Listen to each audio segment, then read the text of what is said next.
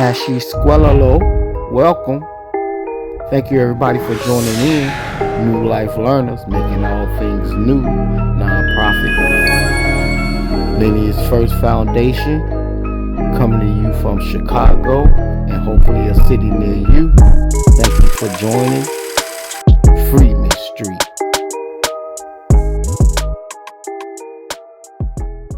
Corporations came forward and said, we're going to do diversity. We're going to do this because race needs to be dealt with. And for Donald Trump to be able to cancel a commitment they made is an outright affront to the black community, brown community, LGBTQ, and gay community and women that they committed to. Good morning. Let's break down this DEI thing today. Now, DEI.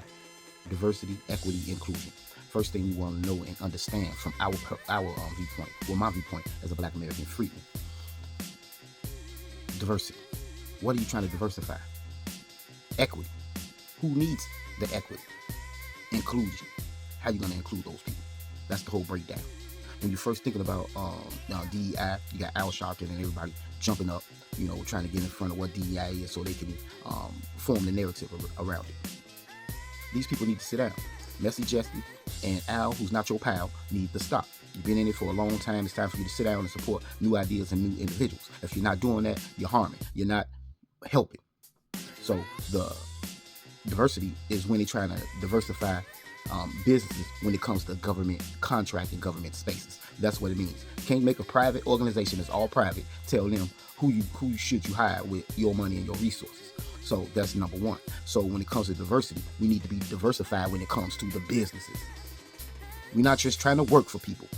Being somebody's CEO, being somebody's president, being somebody's manager, that's nice. People getting those positions is cool, but you don't call the shots for the overall collective of whatever that business is.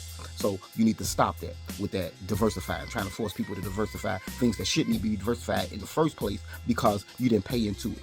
If your taxes or any government contracts reaches to a business on that regard, then DEI is supposed to jump in. And a lot of people conflating that with affirmative action, which is trash too. They came with the second part of a civil rights bill when we had a civil rights bill at first. This second civil rights bill, that is for smaller groups. America deals with its citizens, period. When you start breaking things down, that's when you start putting a problem into it. No matter if I'm a citizen with a skin like mine or a citizen with the white skin, that should still be treated the same on the same level. If that job entry is supposed to be $80,000, then if we make this job or we get this position, it should be $80,000. It shouldn't be that you white, you're going to get $80,000 and I'm black, you're going to give me $70,000. No, it should be a standard because we are American. That's across the board. So when you start making breakdowns, that's when you start having the problems. You're going to say, okay, we're going to hire Americans. Okay, you got the American citizen there.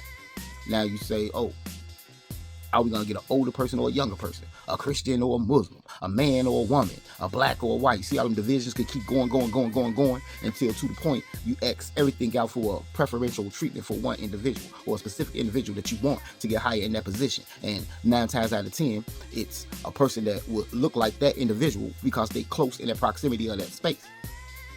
Like if they have a business in their community, 9 times out of 10, they're going to hire the people in their community that lives there, that reflects that business so the community can have a union and grow. That's the way it's supposed to be structured when you have your private businesses. And inside business is supposed to support the community. But when you have these other businesses that come in and they get these big government contracts and then they don't hire the way they're supposed to, like in our community, DEI is confused with minorities, people of color, and all, that's crazy. So what happens and how to usurp that whole structure that's put together, they're going to say, okay, well, as long as you have a minority, DEI is good. So you're going to come to my community that's 98% black American freedmen. And then when it comes to the construction, you're going to hire all Latinos or Mexicans. That's weird. And we don't do anything like that. So when we get up there and be like, oh, we don't have these jobs and all that, that's what people are talking about. And if you don't understand it, then you need to do your research or start getting together collectively as a focus group and don't be talking about these issues on your own. Learn to listen. Listen more than you speak. I hear people online talking about y'all racist, you breaking up the unity and all that. First, show me what the unity is. Order to unify with an individual, you have to be supportive of their plight, and have to ask them how you want your support. You cannot tell them And you cannot tell them that their goal is not reachable or what they should do with the goal if they get it. You're not a very good friend, a very good ally, or a very good partner if you do those things. So when it comes to DEI, it's trash. When it comes to affirmative action, it was trash because they took the specificity out of it when you're supposed to be directed to Black American freedmen, and then they switched it to everybody else who came here. And then a lot of people don't know what diversity, equity, or inclusion means. It means when it comes to these government contracts, taxes, and spaces that we all should share. If a contractor or individual is over that, they should be diverse, include everybody, and it should be equity across the board. That's what they're talking about. But a lot of people know more than me. Peace.